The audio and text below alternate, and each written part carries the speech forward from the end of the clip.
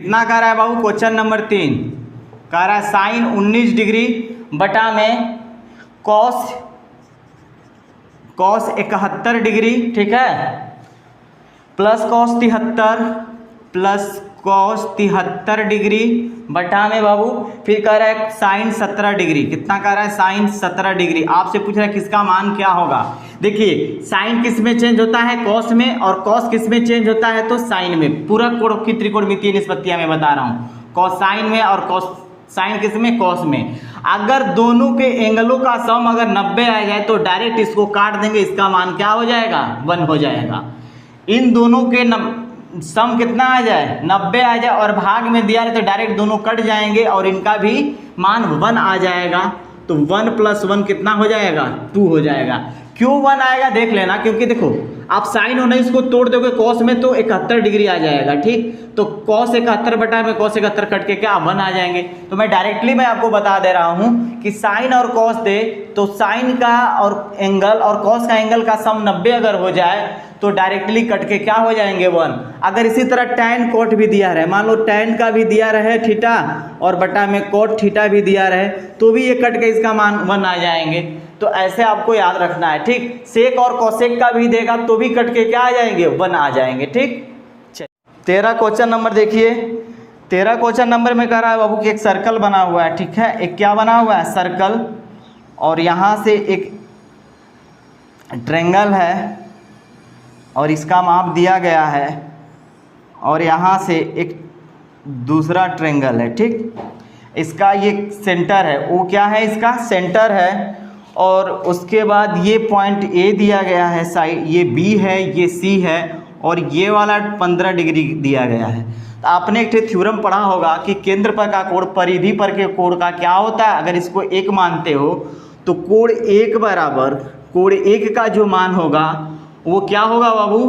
केंद्र पर का कोण परिधि पर के कोण का क्या होता है? दुगना होता है। तो कोण ए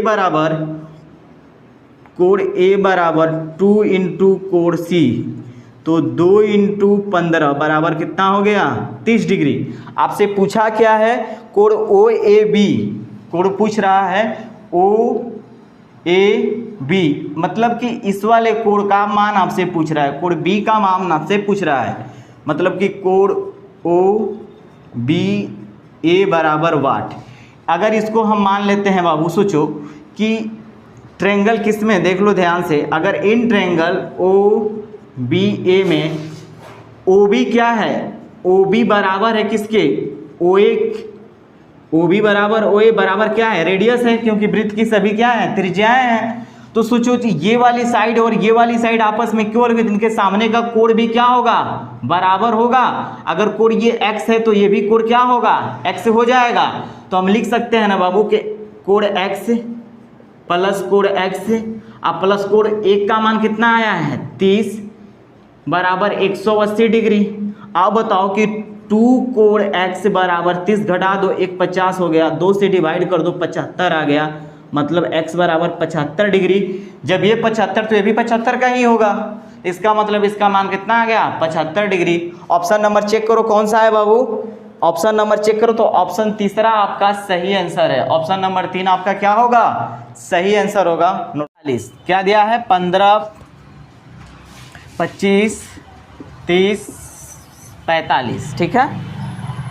द्वारा विभाजित 4 अंकों की सबसे बड़ी संख्या ज्ञात कीजिए। कह रहा इस नंबर से विभाजित 4 अंकों की सबसे बड़ी संख्या। तो हम क्या करेंगे? सबसे पहले इसका एलसीएम निकाल लेंगे। तो हम देख रहे हैं कि सभी नंबरों में 5 का क्या है? मल्टीपल है। तो 5 × 15 50 25 5 × 6 30 5 × 9 45। अब क्या करेंगे? हम 3 से कर लेंगे तो इसको 1 हो जाएगा, ये 5 हो जाएगा, ये 2 हो जाएगा, ये 3 हो जाएगा। अब नहीं कटेगा।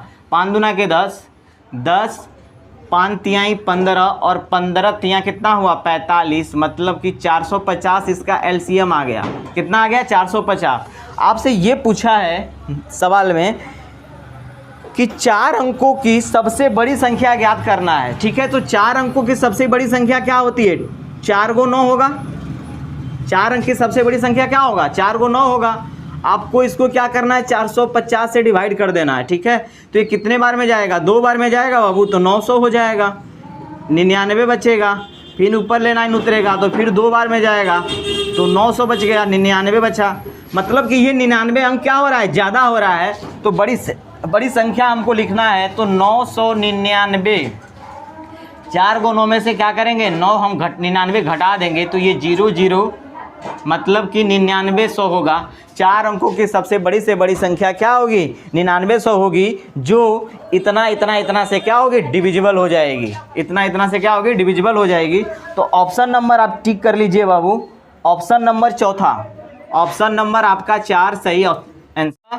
करेक्ट। कौन सी संख्या का 56%, ठीक है, तो मान लेते हो संख्या x है, x का 56%, ठीक, 175 के 16% के बराबर है।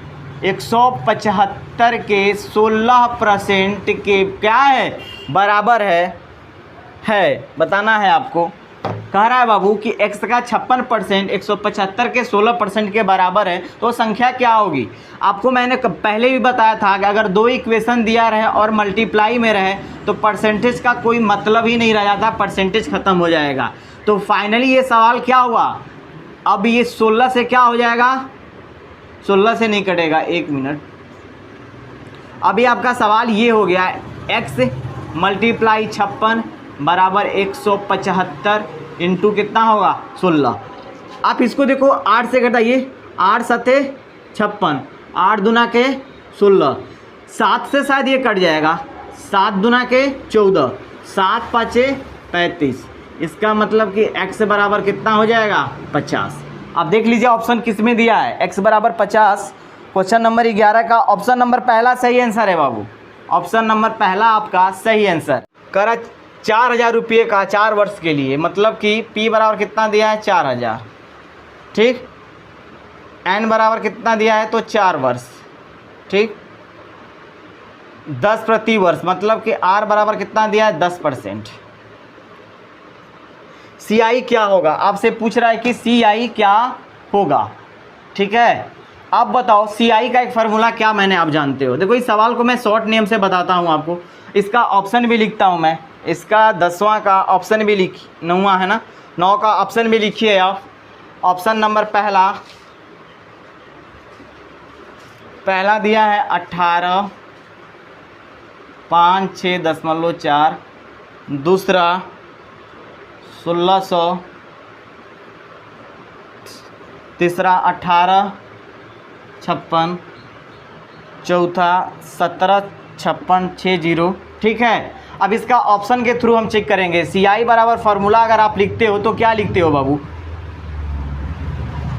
P into 1 plus R by क्या लिखते हो, 100 के पावर n लिखते हो, यही ना लिखते हो आप, और माइनस क्या लिखते हो, P लिखते हो, यही CI का फार्मूला होता है। तो डायरेक्ट मैं मान पुट करूं तो ये हमारा कितना होगा, 4000 इंटू, अब इसका देखिए 10% है, 10% का फ्रैक्शन वैल्यू क्या आएगा, 10% का फ्रैक्शन में मान आता है 1/10, तो 1/10 अब प्लस 1 जोड़ दो तो कितना होगा, 11/10, कितना हो जाएगा, 11/10, पावर कितना दिया है बाबू, 4, n बराबर कितना दिया है, 4, तो 11/10, 11/10, 11/10 माइनस कितना होगा, तो 4000, ठीक। अब देखो ये 3 जीरो से 1 2 3 जीरो घटा दो, अब फाइनली आपके पास क्या बचा। अब यूनिट प्लेस से हम चेक करते हैं, इसका यूनिट जी पे 1 है तो 1 के साथ 1 का मल्टीप्लाई कीजिए तो 1 ही आएगा, फिर 1 के साथ करिए 1 ही आएगा, फिर इसके साथ करिए तो 1 ही आएगा, और 4 के साथ करिएगा तो फाइनली कितना आएगा, 4, 4 बटा में कितना आ गया, 10। अब देखिए यूनिट डिजिट से मैं मल्टीप्लाई कर रहा हूँ तो 4 बटा में ये कितना आ गया है बाबू, 10 आया है ना, ये 10 बचा है, इसको डिवाइड करेंगे तो 0.4 आएगा, कितना आएगा, 0.4। अब इसका यूनिट डिजिट पे क्या है बाबू, तो 0 है, यूनिट डिजिट पे क्या है हमारा, 0 है। तो आप बताओ कि 0.4 में अगर हम 0 को घटा भी देते हैं तो मान में कोई फ़र्क नहीं पड़ने वाला है, हमारा पॉइंट 0.4 ही आएगा, क्या आएगा, 0.4 आएगा। आप ऑप्शन में देखिए किस ऑप्शन के यूनिट डिजिट पे हमारा 4 आया है। देखिए दशमलव के बाद 0 का कोई महत्व नहीं होता है, दशमलव के बाद 0 का कोई महत्व नहीं होता है, सिर्फ एक ही ऑप्शन दिख रहा है जो कि ऑप्शन नंबर 4 पहला है, जिसका यूनिट डिजिट क्या है, 4 आया है, इसलिए हमारा पहला ऑप्शन क्या हो जाएगा, सही हो जाएगा, ठीक है। इसका कैलकुलेशन लॉन्ग जाता अगर यूनिट डिजिट का हम यूज नहीं करते तो। ठीक है गाइस, आज की क्लास यहीं तक रखते हैं। अगर वीडियो आपको वाकई में अच्छा लगता है तो प्लीज़ इसे लाइक शेयर सब्सक्राइब करें।